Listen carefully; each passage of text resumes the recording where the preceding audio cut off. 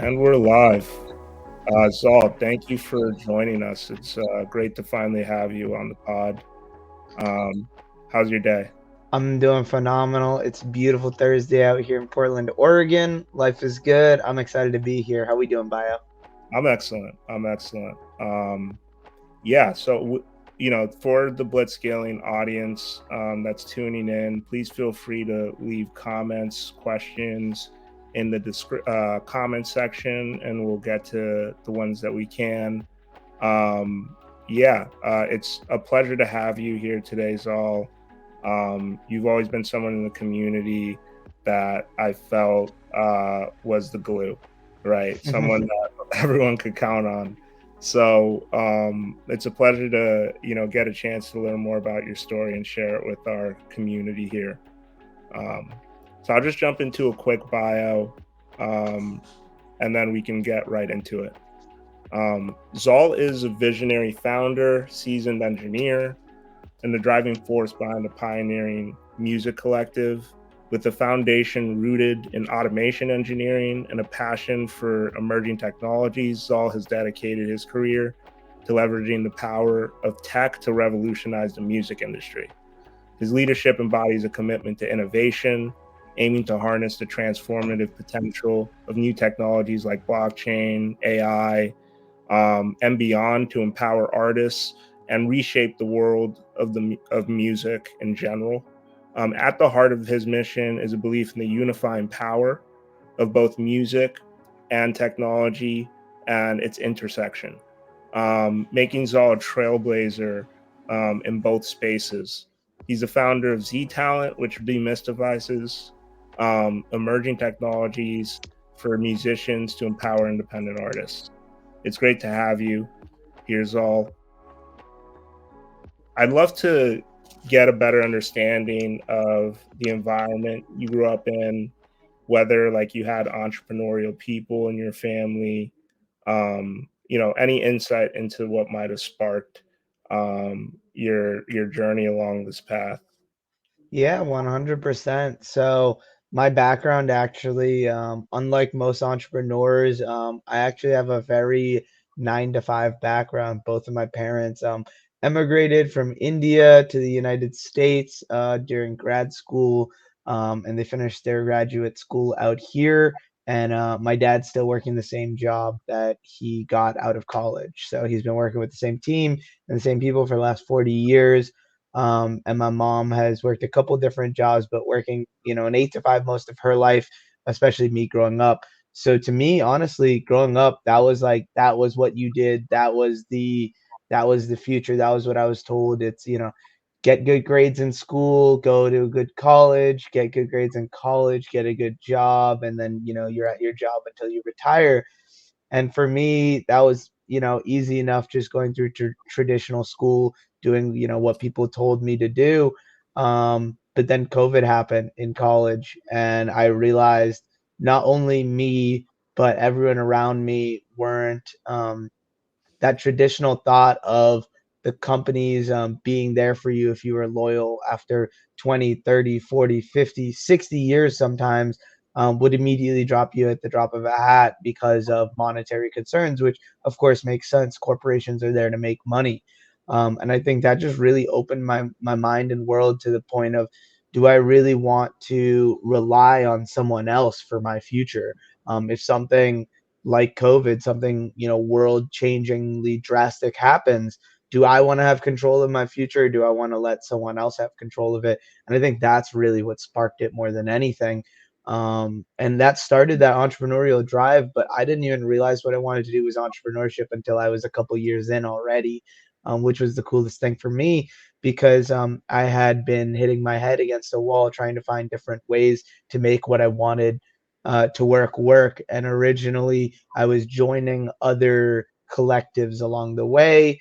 Mm. The first one where I met my artist, my rapper, and then along the way, I joined a couple others, realizing very quickly that the musicians around me were all amazing at making music, but their strengths in making music made it so that their weaknesses came with the business development and branding side of things. I realized I could be a really good help because that's kind of where my strengths come in. I'm a more math, science, analytical person. So I realized I could pair up really well with musicians. And along the journey, joining different collectives, I realized that I had to be the one that pushed it forward. I had to be the one that not necessarily had the final say per se. I'm very okay with other people, making decisions, but if I wanted to push it forward, it had to be, check in with me. This is good. Continue forward. Check in with me. This is good. Continue forward. As opposed to before, I was always checking in with musicians because they were part of my team. And unfortunately, the reality with musicians sometimes is that they're a little picky on certain things, or they're not thinking about the other things. They just want to make the art, which makes sense. That's what they're good at. They just want to do that. So I realized along the way that I had to be a leader. I had to step up into my own entrepreneurial journey. And about 2 years ago, that kind of thought came to my mind, and I was like, okay, let's run with this. Let's start getting in more involved with startup incubators. Let's see what tips and tricks startup entrepreneurs start with. And I started to think of myself as a startup, specifically in branding, but then also to just help my musician. And it's slowly and slowly built up into where we're at today with only 2 months ago, we really started this collective after lots of building and lots of um, creating social capital with different individuals in the space, specifically Web3. And I realized that this space, especially for music, is really untapped. And there's lots of opportunities for good communication and good communicators to get in and really maybe not centralize is the right word, but take root of this power vacuum that's there with lots of opportunity with music, and a lot of musicians in Web 2 knowing the traditional problems with Web 2, but blockchain being that solution, or Web 3 as a whole, whether that's blockchain and AI or other facets of these tools. And I think more than anything, what we need to do is teach these artists, creators, musicians that on-chain technology, all it is another tool in your marketing tool belt to help you create that brand awareness, promotion, what you want to do. So I see it as an awesome opportunity to change the traditional structure of music. And I think there's a lot of opportunity for musicians to get closer to that thousand true fans demographic, get their true audience, and be able to utilize what they do as opposed to really going after the thousands or the millions or the billions of individuals, and focus on the individuals that are there for them, are there supporting them, and want to help them grow and see them succeed. So I think on-chain technology just gives that to a lot more people and gives these resources to the average individual, which just makes the opportunity endless because there's so many people with talent out there that don't get the opportunities because they don't have the resources. So I'm just excited to share some of the resources and be here and learn all at the same time. Super, and that's why we love to have you around, Zaal. So, I know we're speaking a language on chain, Web3, all these terms that makes sense to us as people who are in tech, engineering backgrounds, closer to the ground on this. And you're right. Like during the pandemic, I think people started getting more anxious about the long term sustainability of working like traditional job structures, using traditional paths to try and make it in this country when inflation is sky high, and the cost of a home is twice what our parents paid for it. So we started looking to alternatives. Um, and it's interesting that near the beginning of the pandemic was also when some of these things were starting to take off in terms of terms like Web3, NFTs, and all these different um, technologies that creators we know can use to actually access capital and build with their fans, but people outside of us might not understand this correctly or understand even it at a surface level. So how did you figure it out yourself? Like what was your aha moment, and then how did you like walk that fine line to a deeper understanding of this space? Oh man, do you have a couple hours, right? Everyone's rabbit hole story is so different, but we all land in the same place. For me, what started it was I can tell you the exact date, January 28th, 2021. It was the day that the hedge funds and brokerages and clearinghouses told all the retail traders that they could no longer buy a stock. That stock was GameStop, because what had happened was all of these people, individuals, realized that these huge, basically money printing machines were trying to bankrupt different companies slowly over time. Um, Best Buy, Toys R Us, and they were doing it to the stock, GameStop. And I think there's a lot of belief in gamers, people who play video games, um, that there's lots of things that are not right in this world. And one of the things is these people with lots and lots of money making decisions for the majority of people. And people decided to put some money where their mouths were, and essentially say, you know, you guys aren't on the right side of this. This stock is not going bankrupt. We're going to fight against you. We're going to put money towards on the long side.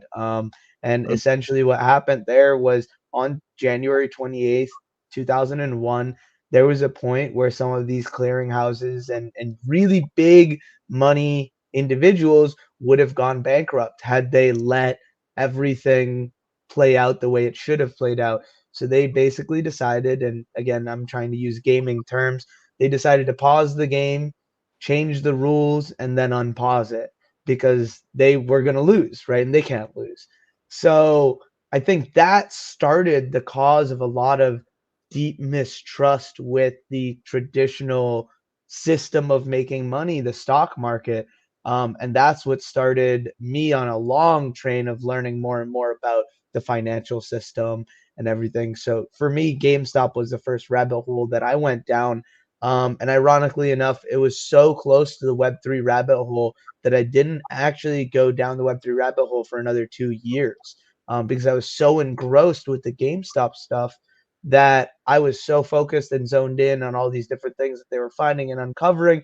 I wasn't necessarily thinking about what I could do about it. Hmm. Um, and along the way, one of the things that I saw was the technology of NFTs being a form of transparent and verified whatever commodity, whatever item, whatever thing you want to use, a way for a digital asset to be verified. And that blew my mind because I was thinking in terms of stocks, and I was thinking in terms of GameStop, and I was thinking, well, what if we could put all the stocks that are supposed to be out there on chain in an NFT in some capacity, and then we could actually see the stocks, how they move, how many are actually out there, as opposed to all this data being hidden behind a third party entity, the DTCC, which is one of the biggest regulatory entities out there in our government. And I realized the opportunity for the common people to add transparency to the world, that where there's a lot of mistrust and distrust with governments and what people are doing behind closed doors. And I just saw the opportunity to make a transparent world where we could grow in harmony, because when you have to be transparent, you tend to do things better than when you can hide stuff behind closed doors, because you can make whatever decisions you want. And it's the whole concept of, do the ends justify the means? And I think that the it doesn't, right? And if it's you're doing things in the sake of negativity for a positive goal, then that goal ends up getting corrupted. So seeing all of that, I realized I understood what an NFT was, but I had absolutely no idea what blockchain was. I had absolutely no idea what Web3 was. And about after 2.5 years of diving deep into GameStop and all these different things, someone put me on onto a couple different small use cases of NFTs, which opened my mind more and more to the concepts and not just the PFP craze that was happening in 2021 with lots of just images and pieces of art being sold as NFTs, being the main driver of what people thought of NFTs. And I saw a real use case, and that's what opened my mind more than anything. And it was a really amazing friend of mine, Kimia Shahzadi.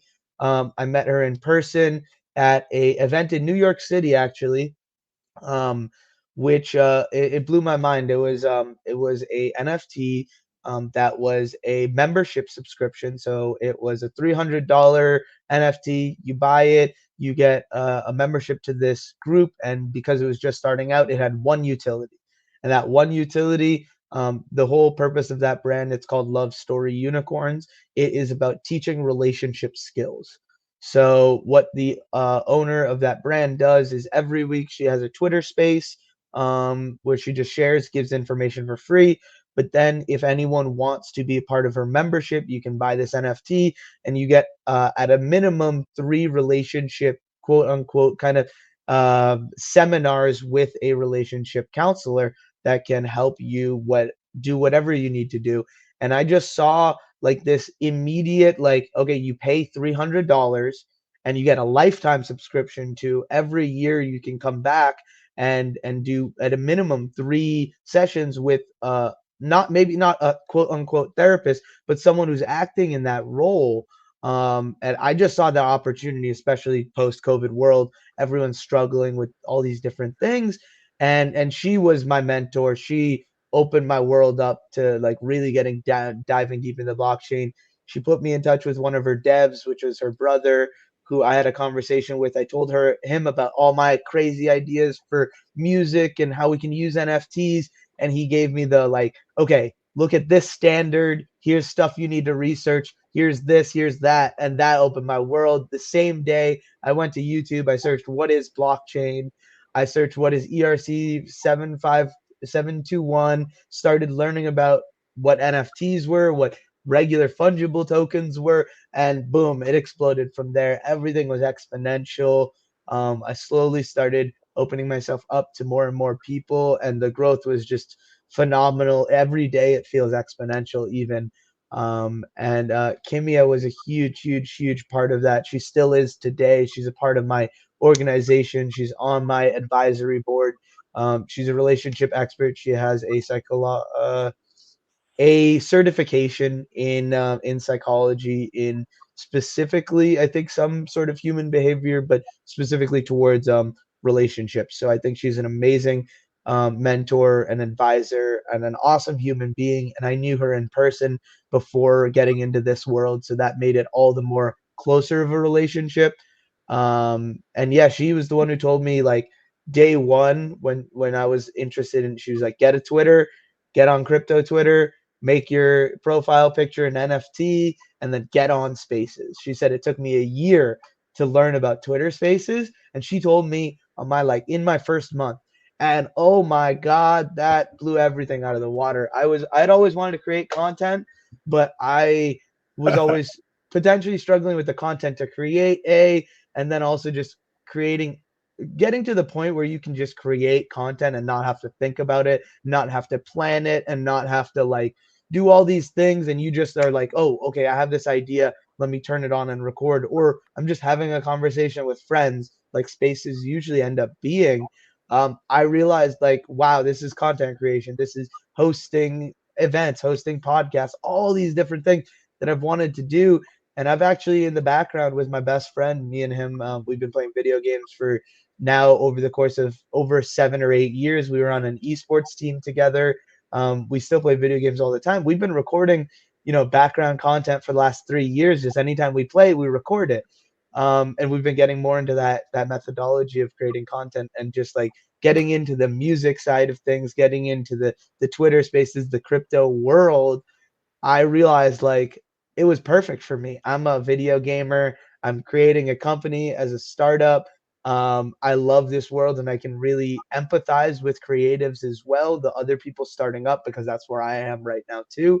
And I realized there's so many things along the way of my journey that if I document it right now, create content about it right now, I can go back and look on all of this 10, 15, 20 years from now when I've improved, when I've gone forward, and look back on it and see the improvement over time, right? Because the biggest thing in anything is consistency towards a goal.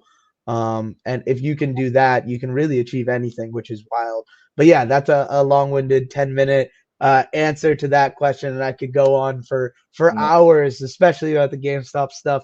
But I try and keep that short. That's how I got in. That's how I got interested. And actually, after 3 years and 2 months, GameStop is officially, as of this week, a profitable company.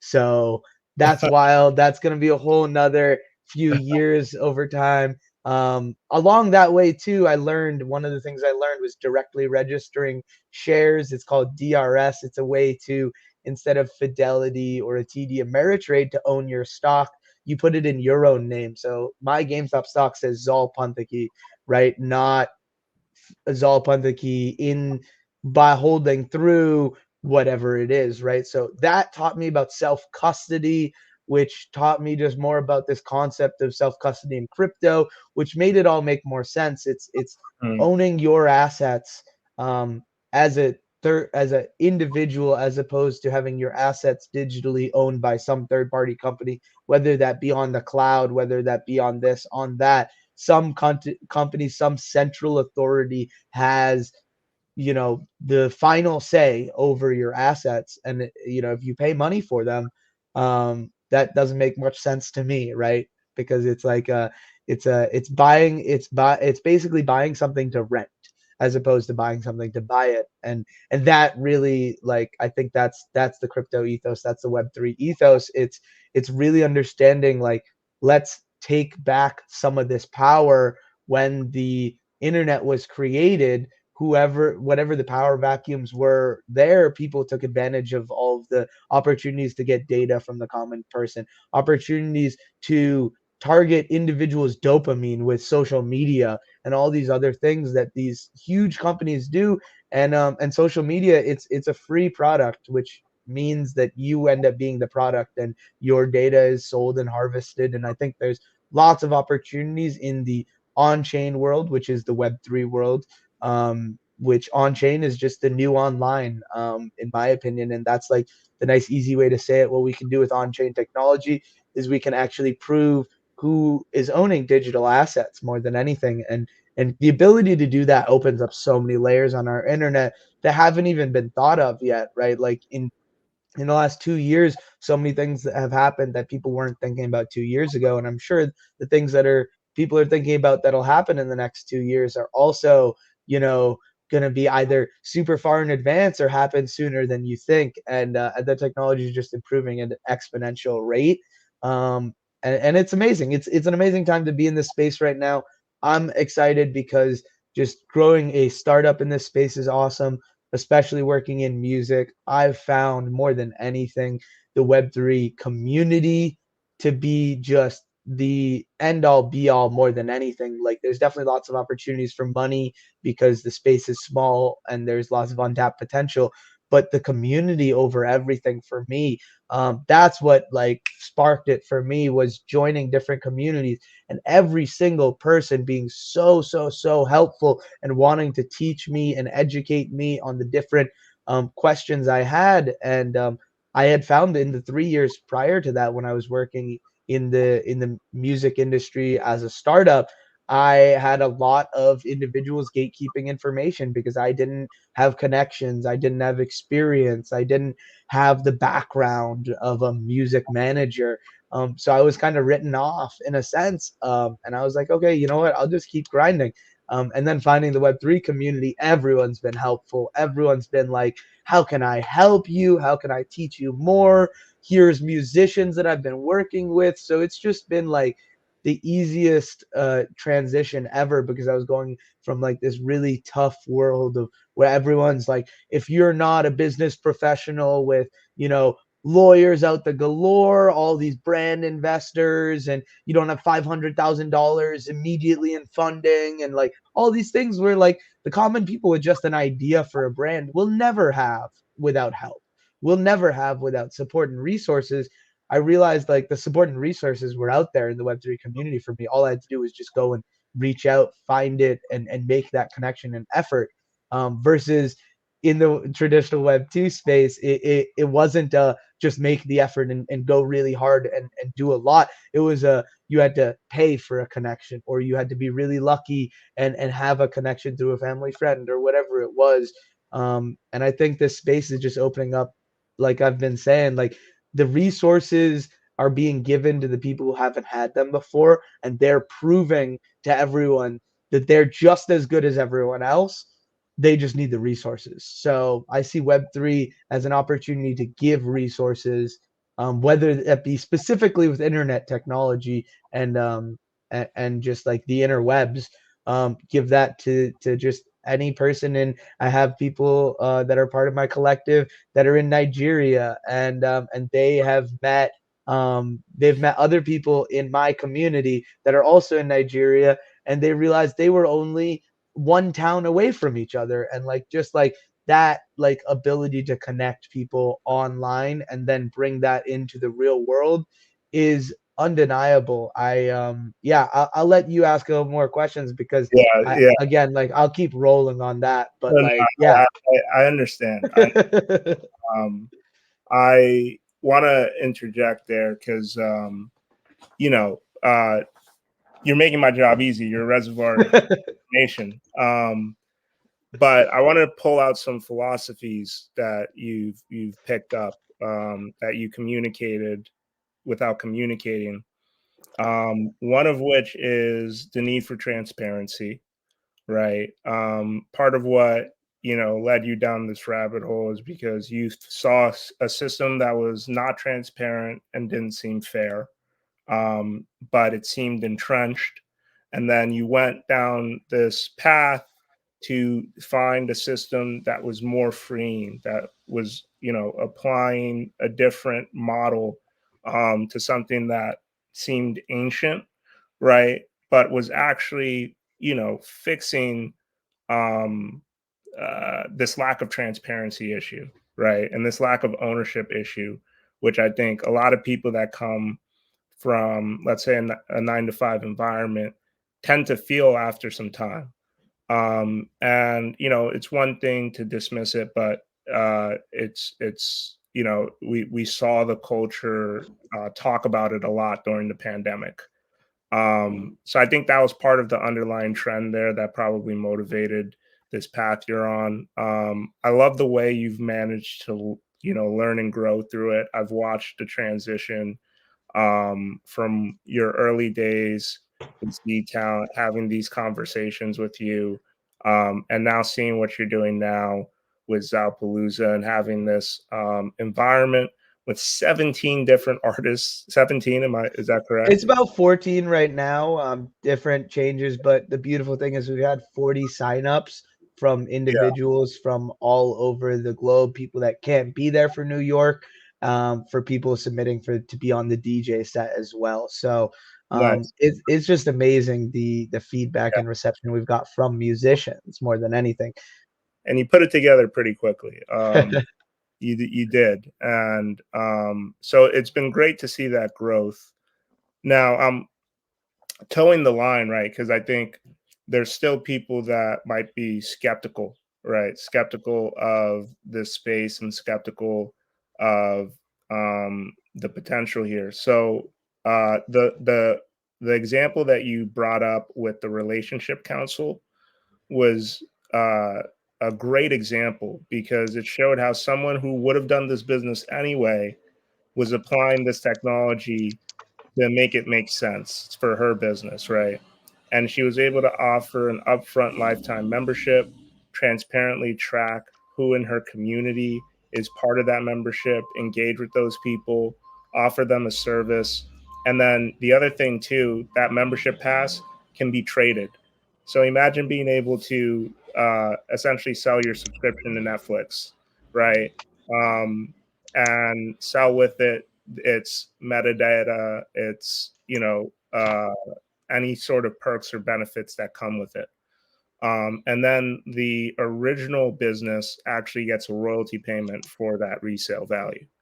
Um, so, you know, you in your description we talked about how you're applying Web3 technology and AI. and all these different technologies for artist development. Um, do you have more examples of how your artists are going to be using Web3 technology? How the artists that are coming out to this event, ZAO-PALOOZA, on April 3rd, are also going to be using Web3 technology to expand and grow their businesses? Yeah, 100%. All of those questions were amazing. I literally wrote down like 5 things that are in completely different areas to what that final question was. So I'm gonna run through them real quick. Thank Points that I have to make. I love it. I love everything you said. I think there's a lot of skepticism still, and I think that's good. I think that's very healthy because if you're skeptical, you will look at all the angles, and we need more people looking at all the angles and just joining in on hype and because they could make money or this or that. So we need people doing their due diligence. That's more important than anything. Is there's a common phrase DYOR, do your own research in this area, and it's don't trust what anyone says, but like look into it. And the cool thing about on-chain technology is you actually can look at someone if someone's trying to sell you something or do something, you can go into their wallet and look at all the other people they've transacted with, and you look in their wallet and they've taken a bunch of money from hundreds of different people. It's very obvious very quickly that this is not someone you might want to be transacting with, and the ability to do that research on chain is phenomenal because all these transactions happening on chain gives you the opportunity to follow the money trail essentially, and be able to figure out where money's coming from, where money's going to, especially if you're donating money. I know there's a lot of amazing charities and organizations out there that get conflicted with other organizations and charities out there that are pocketing a lot of the money that should be going towards whatever cause. Something as simple as blockchain technology could prove to you, okay, my $5 is going to this person's lunch or this person's whatever. It's like it goes from, you can see the money from where it leaves your hand to where it actually goes to the place you want it to go. I think that opportunity is endless. And then can along I the add to that point real go quick? for it. Go Yeah. for it. Yeah. I came across a protocol the other day, a blockchain protocol called Reclaim. Um, Shout out Rushiel. And Reclaim is building a set of proofs, essentially taking different parts of your data from other platforms to prove that you're a real person, right? And prove that, you're actually a good actor. So, for instance, if you wanted to see someone's real, you could pull in data from Uber and say, like, at least 50 Uber rides, right? And if they've gone through the process of going to 50 Uber rides, they're probably a real human being. And then that person can prove it. The other party knows they're a real person, and now they can transact or enter into a contract. And they never actually needed to know who the other person was. But this key piece of information is all they needed, and it's all the person shared, and it was enough to verify it. Uh, You are talking exactly along the lines of what, and I see Onaji Bryan's out in the building. What's up, Onaji? Appreciate you for stopping by. You talked about exactly what we talked about on Tuesday. So Onaji and I saw him in the space. Actually, this is perfectly leading into like our relationship and starting out with our conversation because everything started actually everything big right now, and specifically this podcast that I'm working on with Brian, started with that conversation with you. I was driving up to go camping with some ETH PDX people. For me, it was the first opportunity I was going to spend more than an hour and a half with in person with people that were Web3. So I was super excited about that. I was like very much in that mindset. And on my ride up, I called Bayo because I had seen you in a meeting, something of that sort, and we were having such a good conversation. It went 2 hours to the point where I actually missed my exit and I had to drive an extra 30 minutes because we were having such a good conversation that I completely didn't realize that I missed my exit. And that conversation on the way up to camping led to a conversation on the way down from camping when I was coming back with Brian, and after meeting Bayo and conversing with Bayo, and then I had seen Brian around a bunch of places, but this was the first time I had talked to him. I asked Brian, like, what lift can I do for you? How can I help you? I see everything you're doing as super beneficial to me. What can I do for you? And he said, you know, I have this presentation that I've been working on for the last 2 years called Blockchain History 101. I'd love to give it to people. I was like, well, my artist doesn't know anything about Web3. My two artists. Let's just get them on a call with you and chop it up. And in that conversation, I realized, what would be another great person is Bayo. And then we actually ended up getting around 6 or 7 different co-hosts for that event. We called it, Why Blockchain Matters for Musicians, and it went for 3 hours, and 150 plus people showed up. And for me, that was unbelievable because that was the first time I saw. I had started a couple spaces before, but I had just started it with no marketing, no anything around it, and a couple people showed up and left, and I was like a little bit discouraged on the whole hosting spaces. But when I had an opportunity to plan it out, work and coordinate with some amazing individuals, bring Jaden Violet up, who's a musician who's doing things, also include it all with my musician and ask him questions, make it a panel. That opened up my world to everything. And that's how Brian and I started working together. We started a podcast called Let's Talk About Web3, and bringing it back to what you were just saying. We just talked about on chain identity 2 days ago on Tuesday. And it's perfect because what you just said is a nice refresher because all the amazing conversation we had there is like right at the top of my head. Um, there's so much of a need on the internet for proving real humans. Elon Musk bought Twitter with the intention of, there was a lot of controversy back and forth with how many actual users there were that he was buying, because he was like, you guys didn't tell me there were all these bots, even though everyone knows there's bots galore on all these on all these things. And Yeah. it's nuts because it's like, you know, I I'm super willing to talk to a person that's new in the space and who doesn't know better or who wants to learn. But sometimes it's really difficult to tell someone who's like that and someone who knows a lot better, who knows what they're doing and is trying to target people that are trying to help these individuals.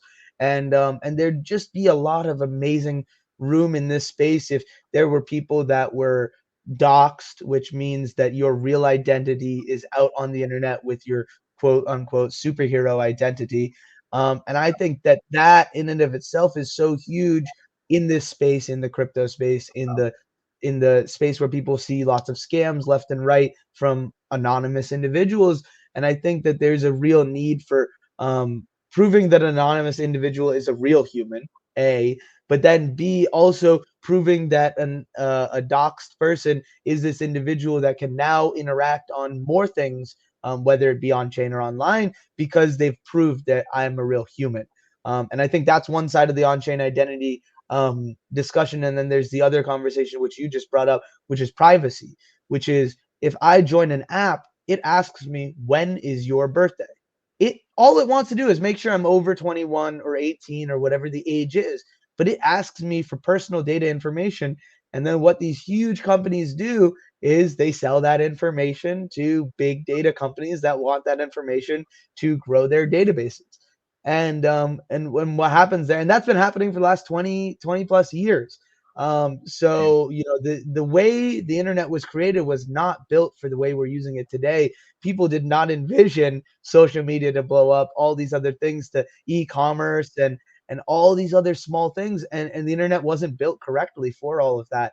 And we need to add in these security features, really, in a sense, in Web3. What the concept of Web3 is security features to know who can digitally own information. Just like I can have cash, physical cash in my hand, no one can do anything with it, but when I give that cash to a bank, it's just a number on a screen, right? And knowing that that number on a screen is actually physical cash somewhere in their system is such an amazing benefit and addition to this Web3 world. And I'll kind of I'll Can I add? go Yeah, no, for it. Yeah. Or I'll say one last thing before you add. go I had ahead. a point to all this. The way I see the world moving is a way where you can have a data backpack of all your data, your birthday, your address, your information that is needed. And what will come to a point is you connect this data backpack with the with a site that's asking the question, are you old enough to transact on this site? And instead of you giving your birthday, the data backpack gives a yes or no binary. Yes, they're above 18. No, they're not above under. No, they're under 18. And that's it. That's the only data that that company gets. Instead of getting all the data, they get the data that they need, and that is revolutionary, in my opinion. Brilliant, brilliant. You know why that's so important in 2024 going forward? It's because we're creating AI copies of each other, right? We're creating artificially intelligent online actors. How are Yeah. we able to know who's real or who's fake? Well, Like, there's literally a Twitter yeah, feature that you can create your own bot. Like that does, like it's an account, but it's like, this person's bot. So it's right. like that's crazy. And I can even remember there was a time where one of those bots joined a space that I was in, and the host had no freaking clue that it was the bot and not the person, because the bot was like, I don't know how it does it, but it like use Google Translator stuff. Like it will talk on spaces. It will respond to what people are saying, and it'll be related to, but it's very obvious if you have an idea of how bots work and how data programming works. It's very obvious that it's not a real human. But like this other individual, the host, had no idea because he just didn't know better. He was asking questions. He Yeah, was like, "Oh, like why are you speaking this other language? Do you know this other language?" But it was just a bot saying stuff. So it's just like crazy. Like the ability for the bots now, we're at a point where, like you just said, where bots can propagate off of each other. And yeah, that's the scary world, because it's like I can make one bot, and like this is the whole concept of AI and AGI and it being scary. I can make one bot, and that bot will make 100 yeah. bots that make the next 100 bots, right? So You it is a wild you're world. dealing with the company or you're dealing with a bunch of AI. Uh, Exactly. yeah, and oh, what was I gonna add? But with this AI now, right? I saw a Twitter video the other day of this entrepreneur created an AI avatar that was doing the interview, and the the other person on the other side of the Zoom could not tell at all that the person they're interviewing to join their company was an AI bot, an AI avatar. And I was just like, this is 2024, March. Like, Yeah, yeah, right. Not this interview Right, in 2 years. ChatGPT only came out a year ago. Think about that. Let like a or not came out, but like was popularized by the major public about a year ago, maybe a year and 2 months. Like, and we're already at a point where you can have a video AI that the person on it passes the uncanny valley Yeah. of a point where you can't tell that it's no longer a robot. And I'll actually say, I had a phenomenal time in college. One of the things that RIT does is they do immersions, and you have to do an immersion, and it's basically 3 classes that are all related to each other. And I decided to do science, technology, and values. That was my first class. The second class I took was cyborg theory, and the last class I took was um, ethics, something along the lines of ethics with science and technology. And that those conversations really opened my mind up to where I am right now, 2 years later, 3 years later, 4 years later, to having real conversations about how this is all affecting us, and how, like, I mean, we were talking in hypotheticals back then, but all of that is so legitimate, like in just the 2 years that it's been, like it's all so real, like all these conversations, and like everyone that's super scared about AI and all these things. And what I think people aren't realizing sometimes is all that's happened in the last few years is that our technology has gotten so advanced, and the processing speed and the processing power has gotten so advanced that these algorithms that we're doing trading, we're doing all these things for the last 10, 15, 20 years, have just gotten better to the point where it seems like it can be an artificial intelligence. And I think a huge, huge thing that's important going forward is making sure that we as a people know what data is being fed to these large learning Mhm. models, and know what intrinsic biases these models are going to have, and why it's spitting out what it's spitting out, not knowing exactly how it's doing it, but why. Like that's important more than anything, because I'm a ChatGPT user. I just happened to use it at the beginning, and I'm comfortable with it now, so I continue to use that. I have a friend who stands by Gemini, and I have another friend who stands by Claude, and they're all completely different LLMs. They get us to a completely different output. They're all AI, but because of the way they were trained and planned by different companies, again, right? And there's intrinsic values that the AIs are like because of the people who created them. Of course, Yeah. it's Yeah. it's you're creating a thing, right? And it's only gonna be the It's gonna adopt your. pro exactly, it's gonna be a projection of its Yeah. creator's ideals. And I Right. think that's the most important thing, is knowing who created these things, right? Knowing what put data they put into it, what biases it has, and how you can create your own. And I know we actually haven't talked too much about this, but I know a couple of years ago you wrote an article about a decentralized AI, and I think the opportunity there is like that's what we're going towards in the future, because if AI is going to be this amazing piece of technology, and we've talked about this a lot in this interview, we need to make sure that that technology is not gate kept and the resources are not hidden from the average human being like technology has in the past. A hundred. I think like a way for anyone to be able to tap into the AI, add their value, add their data, add their perspective. That's what makes it amazing, as opposed to, you know, 5 or 6 board members of a company's perspectives on life, liberty, the pursuit of happiness being created in this AI versus, you know, the common people who live the every day to day life, right? Like it's like you really need, and that's what DEI is nowadays too, and diversity, equity, and inclusion. You just need people with different perspectives. It doesn't matter what the color of their skin is, where they've come from, all these things. You just need people with different perspectives, and not 5, you know, board members who have had a very similar upbringing growing up create a thing, because that's really just one Lobbying different person, right? like lobbying group. Yeah, exactly. The lobbying in the Yeah. United States too is a whole nother, and I was, that's why yeah.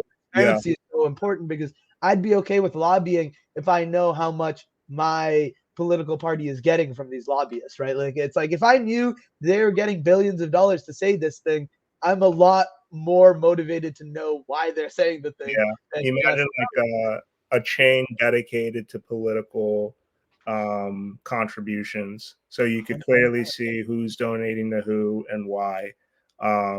Maybe not why, but yeah, but at least the you, amount you can amount see, of yeah, you dollar. can see, you can start to see transparently what's actually happening And and who's. hypothetically speaking, if you are a person who wants to see where your money is going, like if I put in $10, $20 to a political campaign right now, God knows where it's going. But you know, on blockchain Yeah, you don't rails know. technology, Yeah, like it could be going towards something you believe in. You could say, I want to put $100 towards this person in this state, and then like there's a way to distribute that money to the right person. So yeah, I think see where it like goes. donations, politics, like all of these things and spaces will change because of blockchain technology. It just will. That's not a matter of fact. And one of my favorite people, Sam, who's my right hand woman on my team, amazing individual. Her superhero name is Candy Toybox. She says, you know, especially with the Bitcoin ETF getting approved by the US government, anything money touches right now will get changed by blockchain technology in some capacity or another. And that blew my mind, just her saying that, because it was like, wow, like you're right. That's true, right? Like that's the reality of the situation we're in. If people believe the true concept of what we're doing in creating these tokens online that have a certain amount of supply and that can't just be magically printed like the US is doing with the US dollar right now. Like there's certain supplies, there's certain rules that need to be in place. There's kind of the it's the I like the term, it's the technological evolution but the monetary revolution. And that's just like the best way to say it. It's the evolution of technology, which happens to create a revolution in the way money is transacted and moved. And in just like I'm looking in just music right now. Because I know that good startups are not very broad in general and they're niched down. So I'm really focused on music right now, trying to attack the music angle, create the music industry in this Web3 space. But I'm not gonna lie to you, for me, like the most interesting space right now in Web3, crypto, and where we're going is the gaming space. You said earlier in this conversation, what if you had the opportunity to sell your membership pass for some value, right? Any value at all, more than $1, right? Like that is infinitely better than the world we're in right now, where I can spend thousands and thousands of dollars on a video game. And if I'm done playing the video game, that thousands and thousands of dollars is zero. The value of that is $0 because I can't do anything with it other than maybe sell my account. But that goes against terms and services of the terms and services and agreement that you sign, when you're just checking stuff off when you're going through a tutorial of a game. So like that is it literally is impossible right now. I was one of the esports teams I was a part of, Hearthstone. I've been an active member of that community and game since it came out of beta in 2013 or 2014, 10 years ago now, which is crazy now to say that. And I haven't spent as much money as some of my friends, but I have spent a certain amount of money over 10 years. And all of it's wasted right now on that account. And then there's this other trading card, and these are both trading card games. I used to play World of Warcraft, There you go, exactly. That's so much money on that game. Yeah, exactly, exactly. And it's just like there's this game, trading card game. It's not crazy popular or anything, but it's just there and it's a utility. It's called Gods Unchained.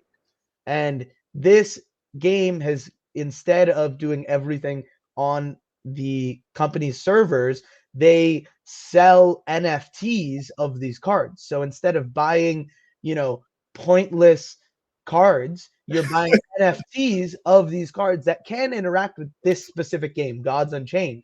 But let's say hypothetically, there's many scenarios where this just benefits the end user. One, I'm bored of the game and I'm done playing it, but I've spent $200. I can liquidate all of these NFTs if there are buyers on the other end. And if the game is solid and people are interested, I can liquidate all of everything and get some value back. It might not be the same amount. It might even be more because of how crazy this world is, right? Like it could be an investment, but let's not even take that into account and think like you could get some value back from that money that you just put into a game. And I mean, if you're putting money into a game and you're spending your hard-earned dollars, you should really own the things that you're buying and not be leasing them, right? So, Yeah. and that's one side of the world where if you want to leave and liquidate, but then the other side is also like if the game goes bankrupt and the game just goes into the company or whatever is gone, right? Yeah. You lose everything, right? Like your World of Warcraft assets, my Hearthstone stuff. If Blizzard went to shit, we would have none of it. We would have all the money, time, and energy we spent. It would literally be gone. Your Call of Duty profile, your Fortnite Yeah, and profile, it's just it's all over. and Yeah. gaming, the space in gaming. The reason why I come back to this is A, I got into it because of GameStop, but B, I see that as the next frontier to attack once I've attacked music and have something rolling in music and a consistency. And I'm not just learning every day because I'm still learning so much every day about different chains and different things and here and there. But like gaming, the opportunity there is crazy. And just in changing the technology to NFTs, the opportunities for the consumer are endless. And if a game does go bankrupt and completely obliterated, if I wanted to, as a really big community member of a game, I could I could work with some devs, I could spin up my own version of the game that uses these same assets to play the game. It could be my way. I mean, hell, the game could not even go under, and I could be like, I don't like the way this game's rules are set up, and I am a huge community member as a part of this community. I'm gonna take half of this community, fork it, right, and Yeah, create games with the same assets, but yeah, like my game is better, so people will inherently come to this, right? And like it's just a way of improving on things as opposed to just letting things sit the way they are because they were just made that way. And it is what it is, right? yeah, Like, oh, it was made that way. We can't do anything about it, right? I think a lot of people use that excuse as a reason to not make things better. They say, you know, oh, that's just the way the world is. And it's like, well, that's the way the world is because people accept it for the way the world is. And if we could do something to change that, and we can make the world a little bit better of a place by our presence in it, shouldn't isn't that the point of life, and isn't that the point of being here? So yeah, no, that's a nice way of rounding it all off. We're getting close to the end here. I yeah, could talk with you for hours and hours, Bio. yeah, I'm glad we talked about everything. I'm sure you have more questions, of so course. maybe I don't know if you have We'll like do a part two at yeah, some point, we will have to. but please plug in ZAO-PALOOZA and what you guys got going on next week. Yeah. 100% perfect opportunity. So, we over here at the ZAO Collective are partnering with Bayo at NPC Labs as well as one of Bayo's teams, the Metanin Collective, Yeah, where we are hosting an event called ZAO-PALOOZA. It's our first in-person event as a group, a brand, an organization. I went to Miami Art Basel, where I had another opportunity to see Bayo in person, see Arts curate an event himself and help out on that side of things, and just help volunteer my time and effort and energy to see what goes into making a successful event. That was my first in-person event. For New York, my artist is based out there. I have 3 people out of the 6 people on our team that are based in New York. NFT NYC seemed like the perfect next target for a place to hit. And we just kind of ideated on an event like 2 months ago, and I've had an unbelievable team helping make it all happen and making the manifestation of the idea in my head a reality, a literal reality. And we're about 6 days out. I'm super stoked. It's gonna be awesome. We have a bunch of amazing sponsors. We have 14 artists all performing, all showcasing. And I'm just excited to see everyone in person. Hosting this event has been starting to planning the hosting this event has been awesome, and I'm excited to see where this goes and grows. And we're all my team while planning this has already been thinking about the next one and what we'll be doing for next year's NFT NYC, but not even just next year's NFT NYC, next year's ZAO-PALOOZA, but Art Basel this year, and then an event we have in Portland coming up this year. So it's very much the start of something bigger. I'm excited. I know it's going to be an awesome time, and even if it doesn't, we will. It's our first event. It was planned really quickly. It was planned with no minimal capital coming in at the beginning and minimal brand awareness. So if not it being a successful event, we will continue on and learn from our mistakes and make the next one a successful event. And to me, just seeing the joy in all the people around me and just having the performances makes it a successful event to me. Having an opportunity to meet all these artists, the musicians, and even if it was just me and 14 musicians and I could talk to them for the 6 hours that they're going to be there, and if it's a concert just for me, so be it. I'll have a great time, and it's just a bunch of good music of musicians that I like. So I think if you have that perspective and mindset, it can't not be a success because it's already going to be a success just by having it. And we'll grow from there. So I'm excited. It's been awesome. It's been an awesome journey.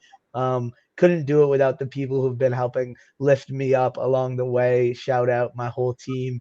I'm very excited to see them all in person. We've all been working online as well. So it's just like that another level of Web3 of interconnectivity over the internet, of these new teams that are going to be created, all these people that were doing all this stuff during COVID that became much more manageable, all these pieces of technology that made this world more interconnected in a sense. That it would have never happened without any of these small actions and items creating butterfly effects of the future, right? And that's where I see that's like we were talking about philosophy and all that stuff earlier. And again, me and you could definitely go into hours of conversation. Yeah. In learning about philosophy, I've learned like the importance of mindfulness, the importance of all these things, and leaving a legacy and thinking about what the legacy you're going to leave is a 10, 20, 100 years after you're gone, right? And thousands of years after you're gone even. And thinking in more the grand scheme of things, I think that's always super important. It's like I see a lot of people in this space either on two ends, thinking about the next year, 12 months, that's it. That's all they're planning for. That's all they're prepping for. And then the people who are building for 20, 30, 40 years down the line that are not building for today, but building for tomorrow. And that's where I see the energy and the passion and the amazing opportunities from all these individuals. It's just like the passion to make the world a little bit better of a place is by leaving your own legacy is the people I want to be around. And I've found those people, entrepreneurs, musicians, people in this Web3 space that in the end of the day, all I'm here to do is make my musician more popular, grow his brand. That's what I was tasked with as his music manager. And slowly along the way, I've founded a company and created this whole brand and created an opportunity for other musicians, not just him, to build and grow and learn. And I found my calling in it. So it's just I'm 24 years old. I could do this for the rest of my life. I'm excited to do it, and eventually I will. And we're just slowly on that progression of getting slowly closer and closer towards that. That's the goal that's been in my mind for the last 2, 3, 4 years, and we've consistently been getting closer and closer to it at an exponential growth. So I'm just happy to be here. It's an awesome time to be alive. Portland's amazing. I'm gonna be moving here soon too. So like just life is gonna change drastically this year, 2024 for me. Not just in my company, but in my personal life. And I'm excited to share people along for the ride and document all of the pieces along the journey because I don't want to sound braggadocious, but I think this is the way you have to think if you want to be successful. I know I'm going to be successful, so I want to make sure I chart out the documentation and the journey along the way, so that when I do what I can do, I can also lead other people down that path. And honestly, there's going to be lots of mistakes I make. There's lots of mistakes other people have made that have taught me so much as my mentors that have prevented me from making mistakes, and I want to do the same thing for the next generation of individuals. So yeah, that's a little bit about me. Bayo, thank you so much Course, man. for giving me this opportunity. This is phenomenal. I had a lot of fun. I'm not gonna lie, I was a little nervous at first coming on here because like I did my first interview earlier this week with Ferdinand, awesome individual. I'll try and introduce you to him in New York. I met him in person in Miami Art Basel, and it's been off to the races with him. He's perfectly melded in with our vision, joined the community, been helping out, and has been interviewing lots of my community members, and then me finally for the first time this week. So this opportunity just gives me more to share my story. I've realized like before, like 2 years ago, before I knew what I was doing, and I really like had an idea of all of this Web3 stuff, I would like have to prepare a speech and like do all these things. And it's so much easier now because it's all authentic. It's all off the cuff Yeah, from the heart. Like that's the I, secret, man. I You, feel comfortable about it because I know what I'm talking about now. It wasn't I had to prepare or anything. And I've always been best like that. I've been a very play it by ear and manage things as the item comes. I'm not a big studier for tests. I'm not a big planner. I've realized how important those things are in making a successful item, but I've always succeeded in just saying, fuck it, like I'll make it work. Yeah, that's kind of where I'm at right now. Fuck it, we'll make it work. I'm excited to be here. I'm excited for this event, but also the planning has been phenomenal. I've realized one of my weaknesses is planning, so I'm outsourcing some of that to my team I and mean, you different guys have done a wonderful job. that they're helping. So Yeah, yeah, no, yeah. they've been phenomenal. I couldn't do it without them. Honestly, it's been awesome seeing other people take my vision and run with it. Like that's been the coolest thing for me is me presenting what I want to see in the world and people being like, yeah, I like that. I'm going to help you achieve that, not for any monetary gain or personal gain, although everyone has their intrinsic gains. But because I believe in the vision that you're creating. And that to me as an entrepreneur, that moves mountains, because I will go through a wall for those individuals because they believe in me and they know that I can do what I think I can do, and that just gives me the confidence and ability to keep grinding and keep moving forward. Where can people keep up with you, Saul, and the movement? Yeah, 100%. Like I've been saying, transparency is key to me. So all of my usernames are Better Call Zaal. My superhero name is very similar to my real world name because that's who I am and that's who I want to be online and in person. So Better Call Zaal on Instagram and Twitter. I'm trying to think. It might just be my first name, last name, Zaal Panthaki on LinkedIn. Feel free to connect. Any social media. I also am super willing to reach out if you DM me, join our Discord, find a link anywhere. I'm pretty much a little bit of everywhere. I'm trying to make myself known on different chains, but then also different social medias. So eventually you will hear the name Better Call Saul a year from now. And you'll know exactly where to go. Right now, we're a little bit of everywhere. We're just trying to get our Nice. name out there. So yeah, thank And you. at ZAO-PALOOZA as well for the event.